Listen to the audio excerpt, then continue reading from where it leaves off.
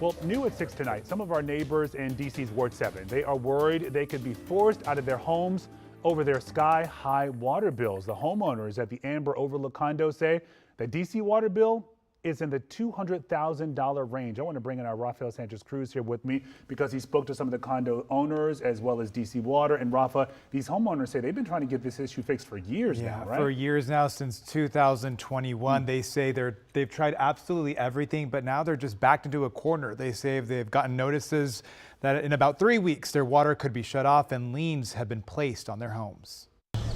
I rented for 13 years before this, and I never thought home ownership was for me. In 2020, Kiev Richardson and her neighbors found a home at the Amber Overlook Community in DC's Marshall Heights neighborhood. It's very sad that we did all this work and we were given this opportunity to just be snatched away from a water bill. A more than $200,000 DC water bill, which they've been questioning since 2021. We noticed an increase in DC water usage around late 2020, early 2021. Since then, fluctuations in bills have continued, according to one of the condo board's vice presidents, Taquana Ross Colbreth. It would significantly drop down during the spring and summer. But there's been situations like this in 2024. Records show that between May and June, a nearly $5,900 bill jumped to close to $14,000.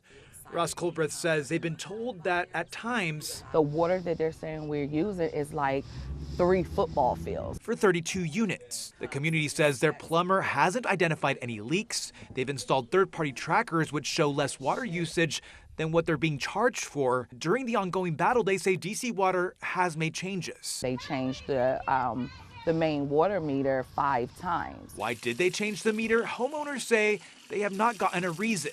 Please don't shut off our water. A final shutoff notice has been issued for April 17th. Ava Williams says she doesn't know where she'll go. I want a fixed income, and so I prepare and cut, as required. I can't eat with so much. DC Water says disconnecting services is not a decision they take lightly, adding that continued non-payment shifts the burden to paying customers, which is neither fair nor sustainable. Sometimes I want to give up. Liens have been placed on the homes. I said to myself, no, I'm not going to give up, I want to fight it all the way through because I am a DC resident and I am a Washingtonian. We're doing everything viably possible to be able to keep our homes.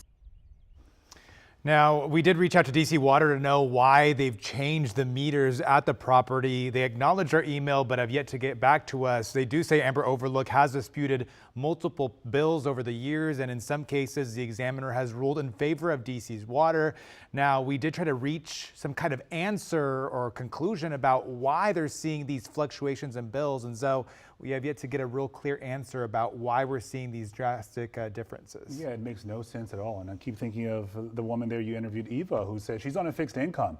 This back and forth just doesn't work for her, even cutting down to what she eats because she's trying to save money. Yeah, I think their biggest fear is losing their homes entirely just due to this bill. Okay, keep us updated. We will. Rafa, thank you.